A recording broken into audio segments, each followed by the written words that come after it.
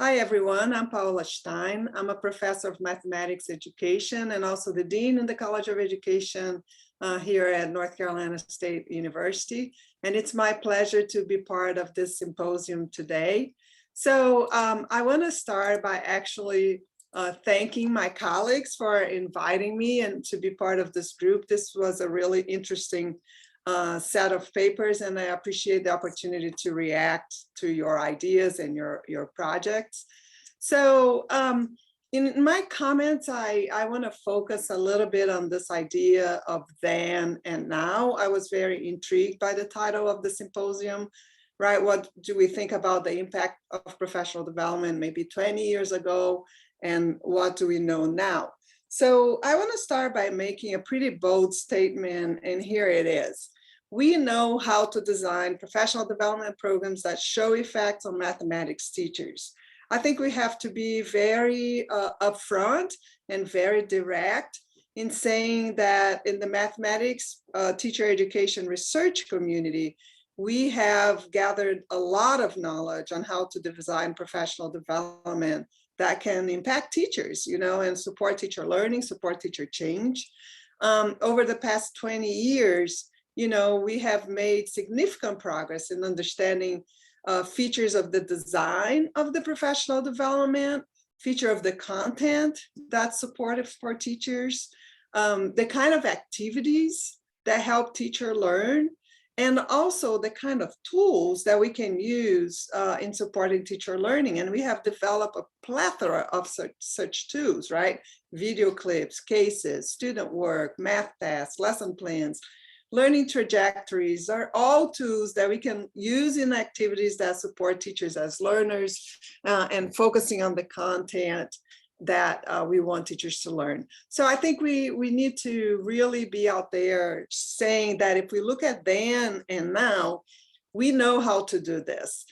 This may not be true of every professional development that mathematics teachers get to experience, because not all of them are research-based or coming from the research community.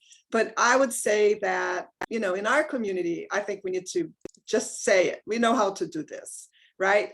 So I highlighted the R in mathematics teacher education researcher for what I'm saying, right? I think we have that knowledge. And so I think in our research, there also is a little bit of a shift. In the past, when we were beginning to develop all this knowledge about teacher learning and math professional development, most of the studies needed to focus on the design and study of innovative PD approaches, right? A significant amount of research has focused on that. How do we design it? And then the research would follow up to figure out what were supportive features of professional development. And I would say a difference between then and now that this collection of papers made me think about is the issue of sustainability. How do we design and study sustainable professional development approaches? So we are able to do, PD that can have an impact, but if we want this to grow, and actually Colburn in her conceptualization of scale, she says sustainability is a key part, right, of scale. So how do we think about sustainable professional development?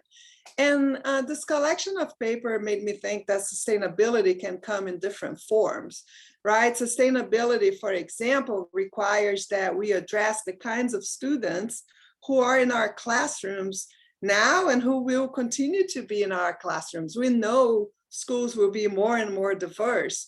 So are we thinking about all students that we have to teach? Sustainability also requires some kind of reasonable funding model or some kind of way in which schools can support and maintain the professional development program. Many times professional development programs that are research-based happen in the context of a grant. And what happens when the grant ends, right? We have to find ways to make the professional development sustainable. And then we want the professional development to have long-lasting impacts.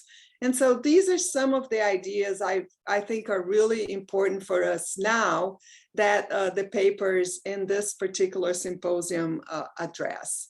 So So in terms of contribution to study sustainable professional development, we have a paper that talks about multilingual learners. We have a paper that talks about preparing local facilitators, a paper that looks at the impact of the program after 1 year, and a program that looks at the impact of a program, actually a collection of programs after 4 to 5 years.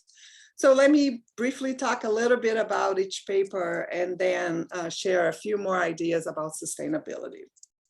So in the program, the Visual Access to Mathematics program, in their study, they do a randomized design experiment, which is great. We don't have many of those, and we need more studies that really try to show a causal impact between our interventions and the impact we know we have on teachers. And they show a pretty some pretty good effect sizes for the design of their program, right? And then in the next paper that looks at preparing local facilitators, in this particular paper, they combine a model for professional development, which is the problem-solving cycle, with a model for teacher leadership preparation, right? That helps prepare teachers to implement then the problem-solving cycle. And they are part of a research practice partnership, which I believe is one of the ways in which we can support this kind of sustainability, right? It's really aligned with the district, and to make sure the district is fully engaged in the professional development, and we are preparing those in the district to provide the professional development. And they show the evolution of the model over time, right? They show that some features of the professional development and the teacher preparation can be stable over time. They show the productive adaptations that are made by the teacher leaders in their context, right? Based on their needs, local needs. They talk about the leaders' growth and then some issues of contextual change, right? What's happening in the context in which these leaders work.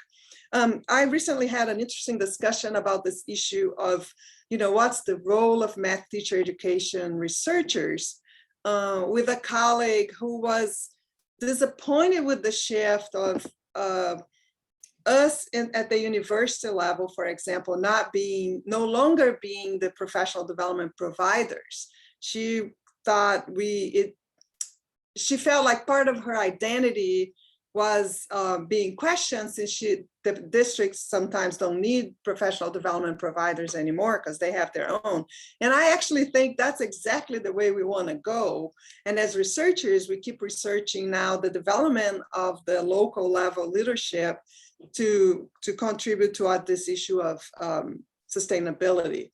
The next paper is also a randomized design, which is great, and it's looking at the learning and teaching geometry program. And they do a video analysis in which teachers are looking at classrooms, and they look at 3 different things at, a year later. So they look at the richness of the math, how they were engaging, and whether there was actionable mathematics. And sorry, it's supposed to be actionable. I see a typo. But what's interesting to me in this paper, one thing I want to talk about is this idea of, we had a similar study. So I want to share some of the language we used, because we thought what we were going to see is what we call delayed impact of the professional development, which is what they found with the actionable part. We thought we would not see a lot of growth in the first year as they're going through the program, but we would see it after a year. So we would find this kind of significant difference between the pre-data and the data that we collected a year later, which they called post-post. In our study, we didn't find that, but I'm interested in the fact that that's what they found in their research. And then in our study, we also looked at 2 things that we call robust change and generative change. Robust change was when we found difference between pre and post. So beginning and end of the professional development was significant change. And then it was also significant if we look before the professional development and a year later. It was also significant. So there was some growth initially, and whether they continue to grow, they remain the same, or even if they decreased a little, the difference between the very beginning and a year later was still significant, and that's what we call robust. However, not every robust change is what we are calling generative, which is the idea that there is change from the beginning of the PD to the end of the PD. And then there is still significant change from the end of the PD to the next year, right? And so, of course, from pre-PD to 1 year later is still significant, but that space in between the end of the PD and the next measure is significant as well. So we borrowed the term generative growth to represent quantitatively in this fashion. Again, in our study, we had 14 measures. Every measure that showed initial significant growth was robust. We had no delay, but none of our robust were generative. So this is a particularly interesting study, and I think we have a lot more to learn about this issue of delayed growth, robust growth, and generative growth when we look at impact long-term.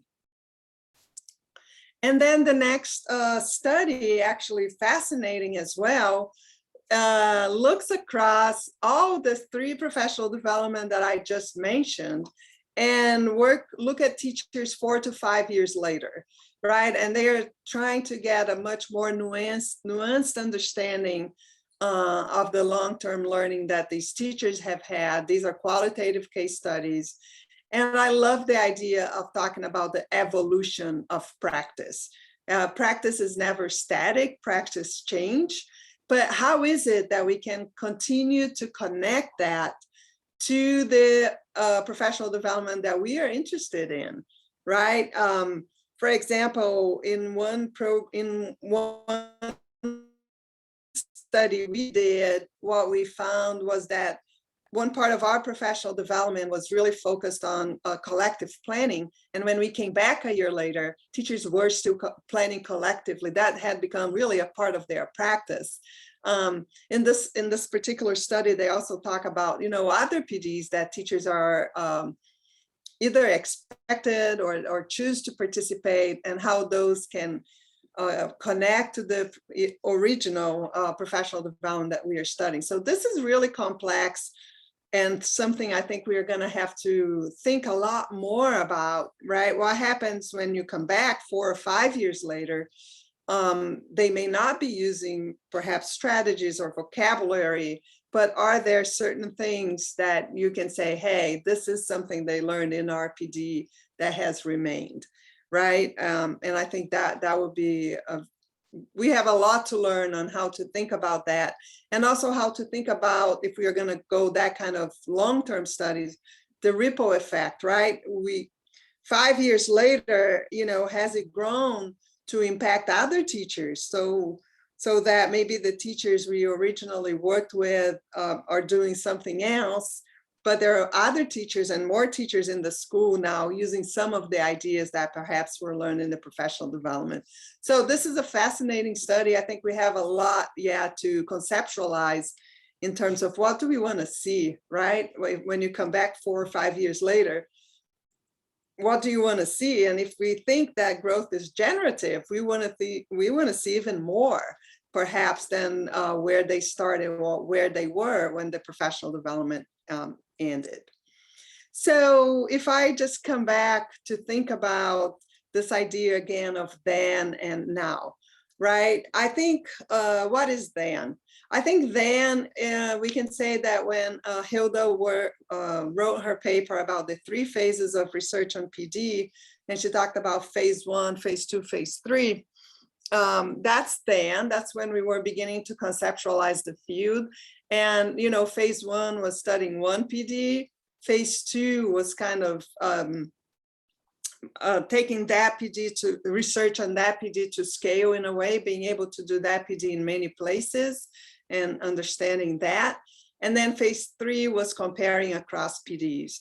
And I think even in our paper, when Hilda, myself, and Tom Smith wrote the review of research on math professional development for the handbook, in that, I am still calling that then, it's 5 years ago already. And at that point, what we realized was phase 2 was way bigger than what we had thought, because to go from studying one implementation of one PD to comparing many PDs, there was so much we had to learn in between, right? We had to learn about how to prepare other facilitators, how to scale, how to offer that PD in many places. How do we, there were so many things we found that at that time we say, yeah, all of this is part of phase 2. And there are different approaches to phase 2 on how you're going to grow your PD. So we thought there was a lot to learn.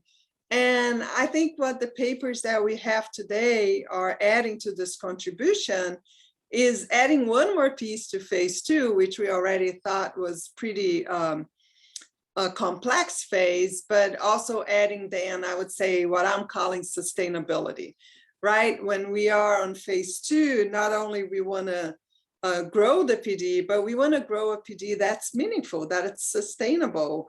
What is the point of creating a PD and continuing to study and grow it and eventually comparing if it doesn't address the students we have, or if it doesn't, if the impact immediately dissipates, or if districts can't pick up that PD and continue it over time, even when the grant is over. So there are many other features, I believe, after thinking about these papers and some of the work we have been doing, that perhaps fit under phase 2. But I think it puts us as a field in a very different place, where we are not just saying, hey, how do I design good professional development, and does it have an impact on teachers? I think we need to really move to say, hey, we know how to design impactful professional development. We know the features, we know the tools, we know the kinds of activities, we know the knowledge that teachers need. What we need to do now is be able to design professional development that is sustainable, that the impact remains, that addresses all the students, and that can continue to exist after a grant funds a particular professional development design. So I think these are really amazing papers. And I think only after we do all this, should we begin to think about, yes, now let's compare this professional development and move into phase 3 of what Hilda was proposing. So I want to thank everybody. And I also want to remind that in all of this conversation today, we haven't even begun to talk about impact on student learning. So there is a lot more to unpack once we move from looking at impact on teachers to now, how does it impact students? To be very candid, in our own professional development, we saw impact on teachers with pretty good effect sizes, and we didn't see impact on students. And I think we have some good hypotheses for why not, and we are, we want to explore them now. But I just want to say there is a lot more that we need to continue to unpack as we are looking at math professional development and research on math professional development. So again, I want to thank my colleagues for inviting me. This was a great collection of papers. I really appreciate the opportunity to reading them. And I'm sorry I couldn't be there, but I look forward to future conversations about this work. Thank you.